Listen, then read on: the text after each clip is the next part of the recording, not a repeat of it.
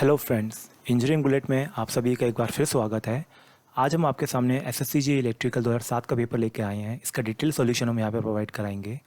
1 से लेकर 15 तक के जो हमने क्वेश्चन सॉल्व करे हैं उसके 2 वीडियोस हमने डिस्क्रिप्शन सेक्शन में नीचे उनके लिंक डाल दिए हैं, आप वहाँ जाके चेकआउट कर सकते हैं। तो हम आगे शुरू करते हैं क्वेश्चन नंबर 16 से।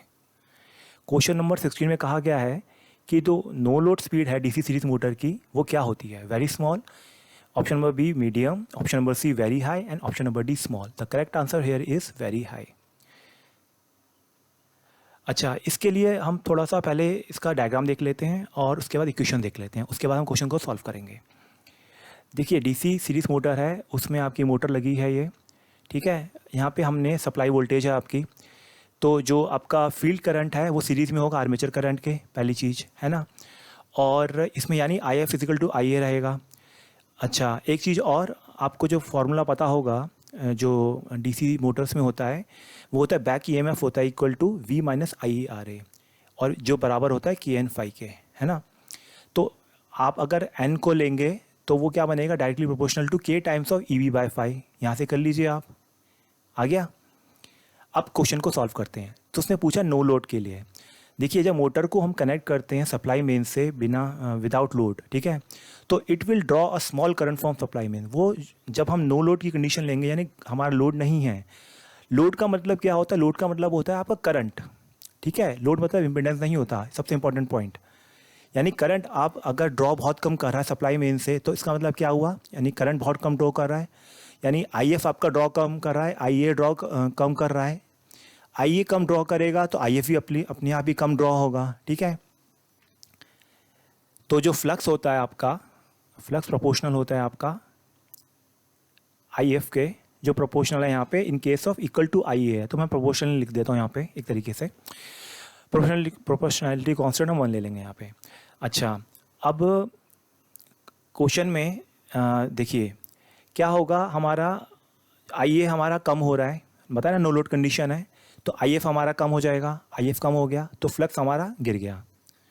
जब फ्लक्स गिर गया हमारा इस इक्वेशन के अकॉर्डिंगली, तो क्या होगा, स्पीड हमारी जाएगी यहाँ पे बढ़। अच्छा, स्पीड बढ़ने से क्या होगा, हमारा ये बैक ईएमएफ हमारा इंक्रीज कर जाएगा।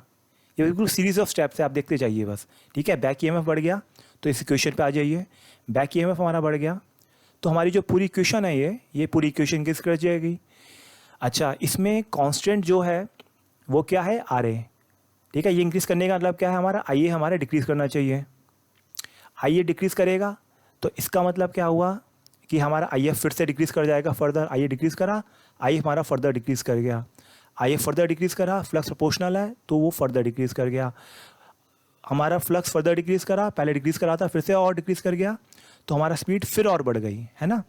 तो ये एक कैस्केडिंग इफेक्ट हो जाएगा जो इंस्टेंटेनियसली होता है, और इसकी वजह से क्या होता है, आपका जो स्पीड होती है आर्मेचर की, वो जो आपका मोशन होता है वो एकदम से बहुत हाई हो जाता है। आपका जो मूविंग पार्ट का जो मोशन होता है बहुत हाई हो जाता है, जिसकी वजह से सेंट्रीफ्यूगल फोर्सेस सेटअप हो जाती हैं आपकी और रोटेटिंग पार्ट में, और डैमेज कर देती हैं किसको, आर्मेचर को। इसलिए हम कभी भी सीरीज मोटर को 15% फुल लोड से ज़्यादा पे ही चलाते हैं, ठीक है। इससे कम पे हम कभी नहीं चलाते, ये इंपॉर्टेंट पॉइंट है, कभी पूछा जा सकता है। अगर हम स्पीड टॉर्क कर्व देखेंगे तो हम पाएंगे जो टॉर्क होता है आपका प्रोपोर्शनल होता है फाई ऑफ आई ए, ठीक है। फाई हो गया आपका यहाँ पे आई ए इन केस में, तो प्रोपोर्शनल हो गया आई ए स्क्वायर का। यानी करंट हमारा जब बहुत कम है, नो लोड कंडीशन है, इधर टॉर्क हमारा अप्रॉक्सीमेटली 0 है। यहाँ पे यहाँ क्या टॉर्क के पॉइंट लेते हैं, तो जो स्पीड है आपकी यहाँ पे वो बहुत हाई होगी, तो इसकी वजह से आपका डैमेजिंग हो जाएगी सेंट्रीफ्यूगल फोर्स की वजह से। तो ये आपका क्वेश्चन नंबर 16 है, हमने सॉल्व कर लिया। अब क्वेश्चन नंबर 17 पे आते हैं। क्वेश्चन नंबर 17 है, ये एक सीरीज रेजोनेंट सर्किट के लिए पूछा गया है। उसने पूछा इसका मतलब क्या होता है।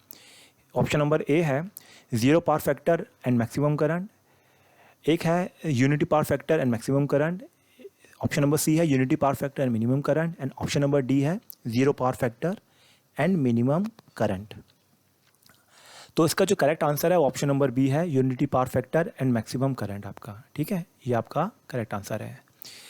देखिए, इसमें सीरीज रेजोनेंस सर्किट जो होता है, रेजोनेंस कंडीशन का मतलब क्या होता है, आपका जो आपका इंडक्टिव रिएक्टेंस होता है और जो कैपेसिटिव रिएक्टेंस होता है, जब उनका डिफरेंस जो होता है वो ज़ीरो होता है, ठीक है। तो जो आपका सर्किट होता है RLC सर्किट आपका, उसमें वो प्योर रेसिस्टिव की तरह बिहेव करता है, इसको हम बोलते हैं रेजोनेंस। रेजोनेंस कंडीशन में होता क्या है आपका, Z इजिकल टू R हो जाता है, जैसे मैंने अभी आपको बताया XL minus XC equal to 0 हो गया। तो इसकी वजह से क्या होता है, जो आपका करंट होता है वो मैक्सिमम हो जाता है, क्योंकि इम्पीडेंस हमारा मिनिमम है Z इजिकल टू R। इसको हम बोलते हैं एक्सेप्टर सर्किट भी बोलते हैं, क्योंकि हम मैक्सिमम करंट को एक्सेप्ट कर रहे हैं यहाँ पे, ठीक है। इसका एक और नाम होता है, कभी पूछा जा सकता है डायरेक्टली, आपको याद होना चाहिए। अच्छा, Z मिनिमम की वैल्यू आपकी R हो गई, ठीक है। तो पावर फैक्टर क्या होता है, कॉस थीटा जो होता है R बाय Z होता है, but since Z equal to R, therefore cos theta equal to R by R, ठीक है। तो हमारा क्या आ गया, यूनिटी। तो हमारे दोनों आंसर आ गया, unity power factor and maximum current. यहाँ पे आपका क्वेश्चन हो गया खत्म इस पॉइंट पे। अब जो सारे पॉइंट्स आएंगे ये एक्स्ट्रा पॉइंट्स है, ये इंपॉर्टेंट है और काफ़ी बार पूछे गए हैं, पूछे नहीं भी जा सकते हैं, ये आपको आने चाहिए। तो हम सबसे पहले थोड़ा ग्राफ देख लेते हैं इसका। देखिए, जो सीरीज रेजोनेंस का ग्राफ होता है वो इस तरीके से होता है। मान लीजिए करंट और फ्रीक्वेंसी की रेंज में हम बात करते हैं, तो उसमें ऐसा होता है, अगर फ्रीक्वेंसी हमारी रेजोनेंट फ्रीक्वेंसी से लेस है, रेजोनेंट फ्रीक्वेंसी वो होती है जहाँ पे आपका जो इम्पीडेंस होता है वो प्योर रेसिस्टिव होता है, ठीक है। तो इस केस में ये प्योर, अगर हमारा फ्रीक्वेंसी रेजोनेंट फ्रीक्वेंसी से कम है तो हमारा जो सर्किट होगा वो कैपेसिटिव नेचर पे बिहेव करेगा। और अगर हमारा जो इम्पीडेंस है, सॉरी, हमारा जो फ्रीक्वेंसी है हमारी वो रेजोनेंस से ज़्यादा पे एक्ट कर रही है, तो हमारा जो सर्किट होगा वो इंडक्टिव की तरह बिहेव करेगा। ये इंपॉर्टेंट पॉइंट है। इसमें एक पॉइंट और आता है कि जो रेजिस्टेंस होता है वो आपका करंट एम्पलीट्यूड के रिलेटिवली कैसा होता है, वो हाई होता है आपका, ठीक है। यानी जो पीक आता है वो आपका हाई होता है। ये जो ग्राफ होता है आई का और वाई का ग्राफ, ठीक है, यानी एडमिटेंस का ग्राफ वो सेम होते हैं। इम्पिडेंस का ग्राफ आपका चेंज कर जाता है, वो उसमें डिप मारता है आपका, ठीक है, इस तरह से समथिंग डिप आके चले जाता है। ये Z का ग्राफ होता है आपका। अच्छा, और फ्रिक्वेंसी के रिस्पेक्ट में इसमें एक ग्राफ और देख लेते हैं आप, करंट और फ्रिक्वेंसी का फिर से है। मान लीजिए हम एक पॉइंट से इसको कट कर रहे हैं, ये जो लाइन काट रही है इसको, ये 3 dB फ्रिक्वेंसी, मैक्सिमम जो है वो I हो गया, V/R आपको पता है।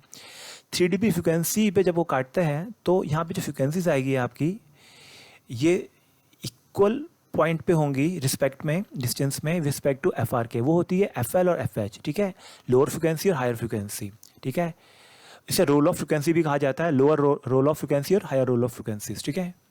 अच्छा, इसकी जो वैल्यू होती है 3D फ्रिक्वेंसी को 0.707 I0 बोलते हैं, ये आपको पॉइंट पता होना चाहिए, ठीक है। इन्हें हाफ पावर फ्रिक्वेंसीज भी बोला जाता है, एक पॉइंट इंपॉर्टेंट है, ठीक है। और आपका यहाँ पे जो इम्पीडेंस होता है इन पॉइंट्स पे वो क्या होता है, ये क्वेश्चन पूछ लिया जाता है कितनी बार। इसकी वैल्यू होती है FL या FH पे Z जो होता है वो होता है √2 टाइम इनटू में R, √2 है ये, ठीक है, ये वैल्यू आपकी होती है। अच्छा, इसके अलावा हम देख लेते हैं थोड़े पॉइंट्स और देख लेते हैं इसके। वो ये हैं कि जो क्वालिटी फैक्टर होता है आपका, ठीक है, क्वालिटी फैक्टर होता है 1/R√L/C, ठीक है। क्वालिटी फैक्टर जो होता है वो ratio of resonant frequency upon bandwidth होता है, ये फॉर्मूला आपको पता होना चाहिए। अच्छा, quality factor in case of series resonant circuit वो क्या होता है, ω0L/R, पहला पॉइंट। या फिर अगर हम सिर्फ RC सर्किट की बात करें तो 1/ω0RC, दूसरा पॉइंट। इस पर डायरेक्ट न्यूमेरिकल्स आएंगे या फॉर्मूला बेस आपको डायरेक्ट पूछ लेंगे कंसेप्ट, ठीक है। अच्छा, एक बात और सबसे इंपॉर्टेंट है कि जो सीरीज रेजोनेंट सर्किट है उसका एक और नाम होता है वोल्टेज मैग्नीफायर, क्योंकि वोल्टेज को मैग्नीफाई करता है। यानी जो वोल्टेज आपकी आ रही है इंडक्टेंस के अक्रॉस में या कैपेसिटर के अक्रॉस में, वो Q टाइम्स में सोर्स वोल्टेज या अप्लाइड वोल्टेज होती है। Q होता है क्वालिटी फैक्टर आपका, ठीक है। एक पॉइंट और इम्पॉर्टेंट है, वो है कि जो सेंसिटिविटी होती है वो किसके प्रोपोर्शनल होती है। सेंसिटिविटी प्रोपोर्शनल होती है क्वालिटी फैक्टर के, या इन्वर्सली प्रोपोर्शनल होती है बैंडविड्थ के। क्यों? क्योंकि बैंडविड्थ यहाँ पे देख लीजिए आप, Q is inversely proportional to bandwidth, ठीक है। सेंसिटिविटी प्रोपोर्शनल होती है सेलेक्टिविटी के भी, ये पॉइंट भी कभी पूछ लिया जाता है। अगर आप KVS का स्टेप का एग्जाम देते हैं तो उसमें कभी ये बात पूछ ली जाती है, तो आपको पता होनी चाहिए। तो मैंने सीरीज रेजोनेंस का आपको सारे पॉइंट बता दिए। हाँ, एक पॉइंट और था, छूट गया था, देख लेते हैं। जो बैंडविड्थ है यहाँ पे, bandwidth is nothing but difference of frequency FH minus FL, ठीक है। वो क्या होती है, इक्वल टू आपका जो resonant frequency divided by quality factor, ठीक है। अच्छा, इसमें से जो गेट का क्वेश्चन पूछा जाता है, गेट टाइप के क्वेश्चन है, वे पूछ लेते हैं कि लोअर और हायर फ्रिक्वेंसीज क्या क्या होती हैं आपकी। तो यहाँ पे आप देख लीजिए, जो एफ सी है आपका, एफ एल जो है वो होता है एफ सी माइनस में डेल एफ बाई टू, ठीक है।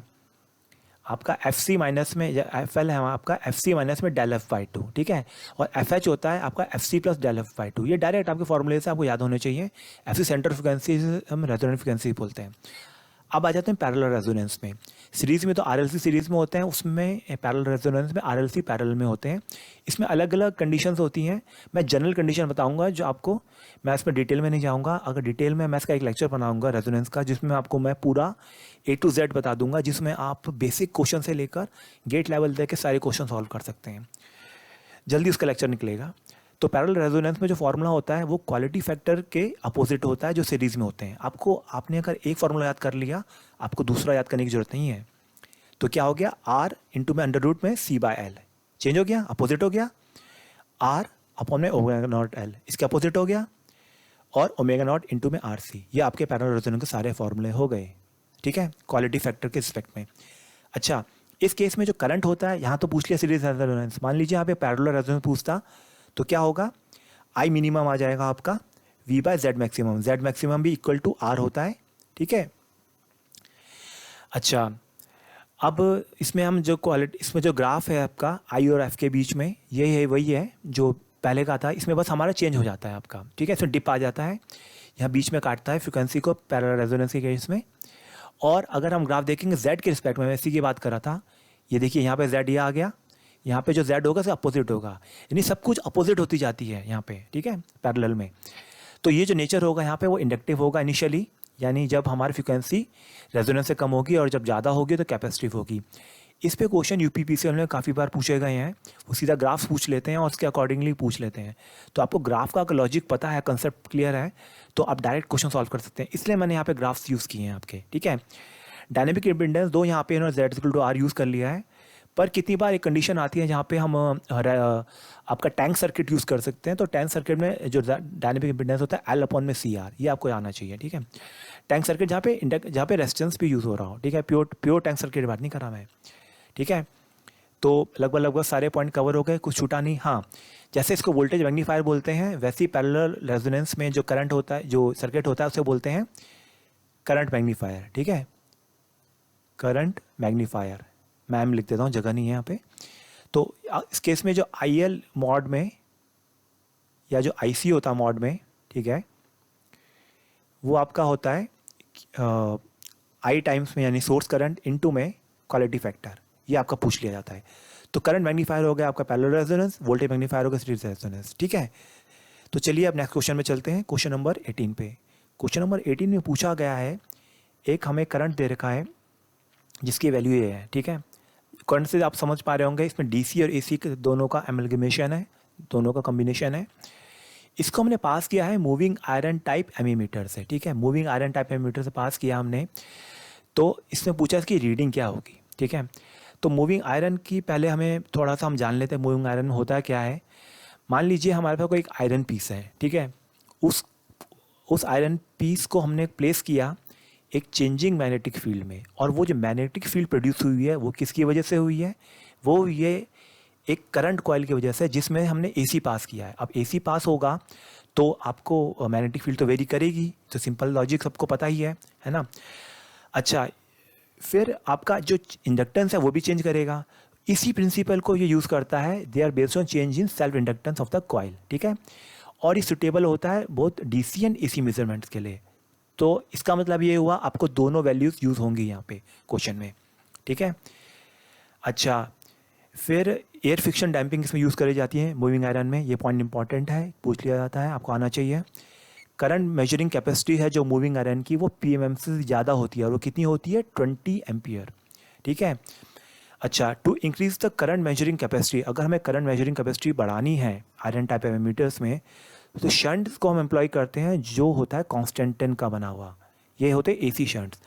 अगर हम पीएमएमसी की बात करें तो वहाँ डीसी शंट यूज़ होते हैं, वो किसके होते हैं, मैग्निन के। फिर बात आती है जो हम आगे देखेंगे अभी, ठीक है। फिर आता है मूविंग आयरन इंस्ट्रूमेंट्स जो होते हैं, उनको हम वोल्ट मीटर की तरह यूज़ कर सकते हैं, किनके सीरीज़ में किन सर्किट के साथ कनेक्ट करके जिनका रेजिस्टेंस कम हो, या फिर एमीमीटर की तरह यूज़ किया जा सकता है पैरेलल में उन सर्किट के साथ कनेक्ट करके जिनका रेजिस्टेंस हो ज़्यादा, ठीक है। अब आ जाते हैं हम क्वेश्चन पे। क्वेश्चन में जो पूछा गया है, हमें पूछा गया है इसकी रीडिंग क्या होगी। तो रीडिंग हमारी जो होगी वो होती है IRMS under root of, direct होता है आपका जो DC वैल्यू जो दे रखी है, DC वैल्यू जो हो रखी है DC और RMS में सेम होती है, तो स्क्वायर हो जाएगा आपका, प्लस में I मैक्सिमम बाय √2 का होल स्क्वायर, ठीक है। अब ये आपका करंट के लिए पूछा है, एमीमीटर के लिए पूछा है, वोल्ट मीटर के लिए पूछा जा सकता था, तो यहाँ पे VM आ जाएगा, ठीक है। तो आप वैल्यू पुट कर दीजिए under root of 10 square plus में 10 बाय √2 का होल स्क्वायर, तो अंडर रूट 150। तो इसका जो ऑप्शन है वो है नन ऑफ दिस, इनमें से कोई भी नहीं है। कभी कभी ऐसे क्वेश्चन पूछ लिए जाते हैं कंफ्यूज करने के लिए बच्चों को, और आपको ज़्यादा क्वेश्चन में टाइम वेस्ट नहीं करना होता। अगर आपको लगता है कि आंसर मैच नहीं कर रहा है या फिर मे बी मिसप्रिंट हो सकता है, तो या तो मिसप्रिंट वाला ऑप्शन में टिक मार दीजिए, जो 150 है या उसका नियरेस्ट ऑप्शन है आपका, ठीक है, या 10 एम्पियर, क्योंकि वो क्वेश्चन वैसे भी ऑब्सोल्यूट होना है, ज़्यादा टाइम वेस्ट करने की जरूरत नहीं होती इन क्वेश्चन पे। अच्छा, फिर आ जाती है एक बात और, जो इसका आपका डिफ्लेक्टिंग टॉर्क जो प्रोड्यूस होता है, वो जो डिफ्लेक्टिंग टॉर्क प्रोड्यूस होता है वो आपका प्रोड्यूस होता है ½ I²dl/d²। वो डिपेंड करता है rate of change of inductance में, जो चेंज कर रहा है angular position of iron when के रिस्पेक्ट में, ठीक है। और प्रोडक्ट किसका है, स्क्वायर ऑफ RMS करंट का जो फ्लो कर रहा है आपका कॉइल से, ठीक है। इसमें जो आपने जो इलेक्ट्रिकल आपने जो सप्लाई दी है, जो इनपुट है, ये कंजर्वेशन ऑफ एनर्जी फॉलो करता है। ये क्वेश्चन पूछा जा सकता है कभी, जो इलेक्ट्रिकल सप्लाई दी है आपने, इनपुट दिया है, वो सम होती है change in stored energy plus में मैकेनिकल एनर्जी, जो चेंज मैकेनिकल एनर्जी आउटपुट, ठीक है। ये जो मैकेनिकल एनर्जी आउटपुट आपको आ रहा है, ये जिसकी वजह से आपकी नीडल मूव कर रही है। अच्छा, उसको कंट्रोल करने के लिए, उस नीडल को कंट्रोल करने के लिए कंट्रोलिंग टॉर्क भी लगेगा, ये तो आपको पता है, वरना नीडल रुकेगी कैसे। तो वो नीडल रोकने के लिए कंट्रोल टॉर्क लगता है, तो जो थीटा होता है प्रोपोर्शनल आता है I² के। इसका मतलब क्या हुआ, जो डिफ्लेक्शन जो है यानी स्केल है आपका नॉन लीनियर और वेरीज करता है स्क्वायर फैशन में। और यही अगर PMMC की बात होती क्वेश्चन में, तो ये होता है लीनियर और वेरीज करता लीनियरली। और अगर यही क्वेश्चन आपका PMMC में ये वैल्यू डेटा होता, तो जो आपका आंसर आता वो करंट होता 10 एम्पियर। क्यों? क्योंकि आपका जो PMMC होता है वो क्या मेजर करता है, वो DC मेजर करता है, ठीक है। कितनी बार क्या होता है, वो ये वैल्यू हटा देता PMMC में और सिर्फ ये पूछ देता, और 2 वैल्यूज़ और दे देता। मान लीजिए एक वैल्यू ये दे रही कि एक दे दी 5 of something 5 of sin t, ठीक है। अब वो पूछ देता कि आपकी जो वैल्यू मेजर हो रही है PMMC में वो क्या होगी, उसका आंसर कितना आएगा, उसका आंसर आएगा 0 एम्पियर, क्योंकि DC की बात हो रही है, AC की बात नहीं हो रही यहाँ पे। तो AC तो मेजर करता ही नहीं है। तो ठीक है, ये क्वेश्चन भी हमारा सॉल्व हो गया। मैंने आपको एक क्वेश्चन के अंदर 3-4 क्वेश्चन बता दिए हैं, काफ़ी ज़्यादा। आप इनको देख लीजिएगा अपने हिसाब से और पेपर में इसको अच्छे से सॉल्व कीजिएगा। चलिए अगला क्वेश्चन चलते हैं, क्वेश्चन नंबर 19 पे। क्वेश्चन नंबर 19 में पूछा गया है, एक DCM एमीटर दे रखा है, ठीक है। इसका रेजिस्टेंस है 0.1 ओम और उसका करंट रेंज जो दे रखी है 0 to 100, ठीक है। यानी हमारे RM दे रखा है हमारा कितना 0.1, और जो करंट रेंज दे रखी है हमारी 100 एम्पियर, मान लीजिए 100 एम्पियर है, ठीक है। अच्छा, उसकी हमने रेंज एक्सटेंड कर दी 500 एम्पियर तक, यानी हमने रेंज एक्सटेंड कर दी कितनी 500 एम्पियर तक क्वेश्चन में। तो पूछ रहा है मीटर जो रिक्वायर करेगा, मीटर को जो शंट रेजिस्टेंस चाहिए जिससे कि वो हम रेंज एक्सटेंड कर दे, वो कितना है। देखिए इसका करेक्ट आंसर वैसे तो C है। इस क्वेश्चन को सॉल्व करने के 2 तरीके हैं, ठीक है। उनसे पहले मैं थोड़ा थ्योरी बता देता हूँ आपको, उसके बाद हम आगे हम क्वेश्चन को सॉल्व करेंगे। देखिए एमीमीटर जो शंट होता है उनका रेजिस्टेंस हमेशा स्मॉल होता है, यानी उनका रेजिस्टेंस हमेशा कम होता है मीटर रेजिस्टेंस से, ठीक है। और हमेशा कनेक्ट करते हैं अक्रॉस द मूविंग कॉइल के, ठीक है। To increase the current measuring capacity, उनको बढ़ाने के लिए हमें अक्रॉस में यूज़ करते हैं। और ये जो बने होते हैं ये मैग्नीन के बने होते हैं, मैंने अभी थोड़ी देर पहले बताया था आपको, हम ये बात पढ़ेंगे। और ये बने होते हैं DC शंट, ठीक है। Use to build DC shunt के लिए हम यूज़ करते हैं मैग्नीन, AC के लिए क्या करते हैं हम कांस्टेंट एंड मूविंग आयरन में, ठीक है। Because of negligible temperature coefficient of resistance. वो कभी कभी पूछ लेता है कि भाई इस हम क्यों यूज़ करते हैं। इसका कारण ये है कि नेग्लिजिबल टेम्परेचर कोफिशिएंट रेजिस्टेंस होता है, यानी टेम्परेचर वेरिएशन से इसका रेजिस्टेंस पे कोई इफेक्ट नहीं आता, इसलिए हम इसको यूज़ करते हैं, ठीक है। ये तो हो गया एमीमीटर शंट। अच्छा, फिर आता है एक वर्ड आता है स्वैम्पिंग रेजिस्टेंस, आपने पढ़ा होगा, सुना होगा। स्वैम्पिंग रेजिस्टेंस जो होते हैं ये भी बने होते हैं शंट रेजिस्टेंस के, ठीक है, सेम मटेरियल के बने होते हैं जिसका शंट बना होता है, यानी ये किसका बना होता है, आपका ये बना होता है मैग्नीन का, ठीक है। इसको हम कहाँ कनेक्ट करते हैं, यहाँ पे सीरीज में कनेक्ट कर देते हैं यहाँ पे, ठीक है। स्वयं रेजिस्टेंस होता है, स्वयं मान लीजिए, ठीक है। एंड इट इज सुटेबल, ये किस लिए सुटेबल होता है, for minimizing the error due to temperature variation, temperature variation के एरर को मिनिमाइज करने के लिए हम यूज़ करते हैं। ये इंपॉर्टेंट पॉइंट है, ये काफ़ी जगह पूछा गया है आपसे, इसलिए मैंने थोड़ी थ्योरी आपको बता दी यहाँ पे। चलिए अब क्वेश्चन सॉल्व करते हैं। पहला क्वेश्चन जो तरीका है सॉल्व करने का वो बहुत सिंपल है। आपको सिंपल पता है कि जो पैरेलल में होता है वोल्टेज सेम होती है, यानी इस पॉइंट पे शंट के अक्रॉस जो वोल्टेज है वो मीटर के अक्रॉस सेम होगी।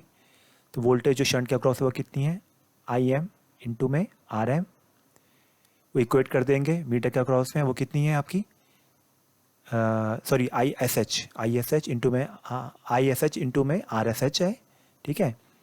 और वी एम होगी आई एम इंटू में आर एम, ठीक है। अच्छा, शंट रेजिस्टेंस जो है, जो करंट आ रहा है आपका वो कितना होगा, ये देखिए एंटर कर रहा है करंट और ये लीव कर रहा है, तो 500 माइनस में 100 तो 400 आ गया, यहाँ पे 400 लिख लीजिए सीधा, ठीक है। आर एस एच हमें कैलकुलेट करना है, इक्वल टू आई एम की वैल्यू कितनी है आपकी, आई एम की आपकी वैल्यू दे रखी है आपकी 100 एम्पियर, ठीक है। और आपका आर एम दे रखा है, ठीक है। आर एम कितना दे रखा है आपका 0.1, ठीक है। आप करेंगे कैलकुलेट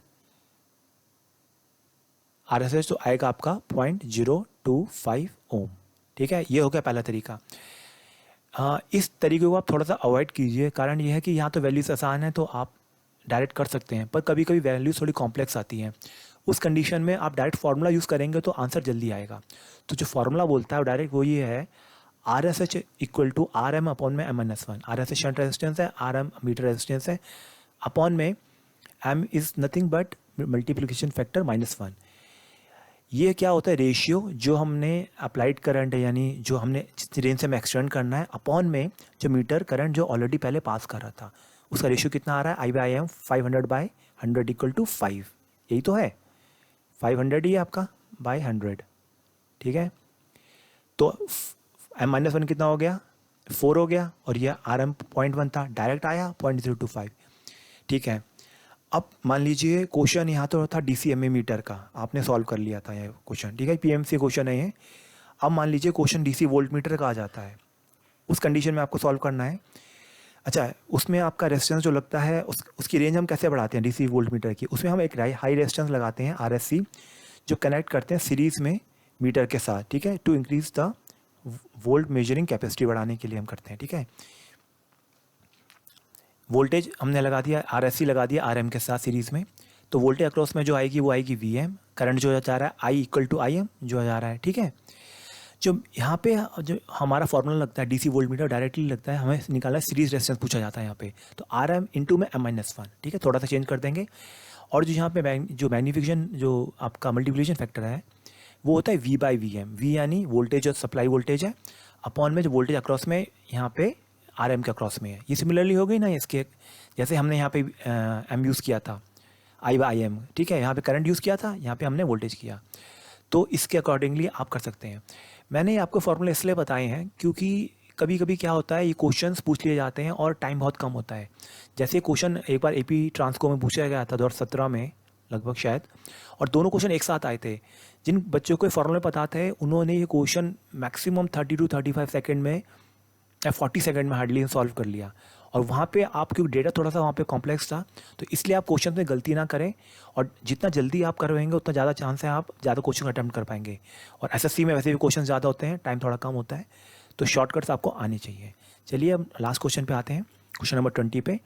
ये मैकेनिकल का क्वेश्चन है, इसमें क्वेश्चन पूछा गया है कि प्लेन एंड बट वेल्ड में be use on material up to approximately, plain और बट वेल्ड जो यूज़ किए जाते हैं वो मटेरियल में कितने थिकनेस तक यूज़ किए जाते हैं। इसका करेक्ट आंसर 25 मीटर थिकनेस। ये एक थ्योरेटिकल क्वेश्चन है, आपको डेटा याद होना चाहिए। मैंने कुछ पॉइंट इसके बता दूंगा आपको मैं, और वो पॉइंट ये हैं जैसे कि जो ये वेल्डिंग टेक्निक है ये यूज़ की जाती है आपको उन पार्ट्स को कनेक्ट करने के लिए जो कि पैरेलल है या ओवरलैप नहीं करते। ये बेस्ट जो परफॉर्मेंस देते हैं MIG और TIG के साथ, ये क्या होते हैं, मेटल इनर्ट गैस और टंगस्टन इनर्ट गैस वेल्डिंग, जो मैंने आपको बताया था लास्ट लेक्चर में। आप देख सकते हैं नीचे कमेंट सेक्शन में, उसमें डिस्क्रिप्शन सेक्शन में, ठीक है। बट वेल्ड जो अकम्प्लिश किए जाते हैं उनको पूरा किया जाता है हीटिंग से, या तो दो मेटल पीस को, या फिर हम प्रेशर से, ठीक है। या तो हम हीटिंग से उनको जोड़ सकते हैं आप, या फिर प्रेशर से, या फिर दोनों से, ठीक है। It is a circumferential butt weld, ये सर्कमफ्रेंशियल बट वेल्ड जॉइंट्स होते हैं और ये most common type of joint employed किए जाते हैं पाइप की वेल्डिंग्स के लिए, ठीक है। अ butt joint is the most universally use method joining pipe, बता दिया आपको, मोस्ट यूनिवर्सली है ये आपका, जो पाइप जॉइनिंग के लिए या फिर आपके वॉल्स या फिटिंग्स के लिए यूज़ किए जाते हैं को जोड़ने के लिए, ठीक है। ये उन एप्लीकेशन वहाँ पे ज़्यादा यूज़ किए जाते हैं जहाँ पे क्वालिटी हमें चाहिए होती है वेल्ड्स की, बहुत अच्छी चाहिए होती है, ठीक है। और जो मोस्ट यूज वेल्डिंग बीवल्स जो है हमारे यहाँ आपके, वो प्लेन बीवल्स होते हैं जिनकी थिकनेस करीबन होती है 4 से 22.5 तक, और जो कंपाउंड बीवल होते हैं उनकी होती है वॉल थिकनेस होती है 22 मिलीमीटर तक। तो ये थ्योरेटिकल डेटा है, आपको याद रखना पड़ेगा।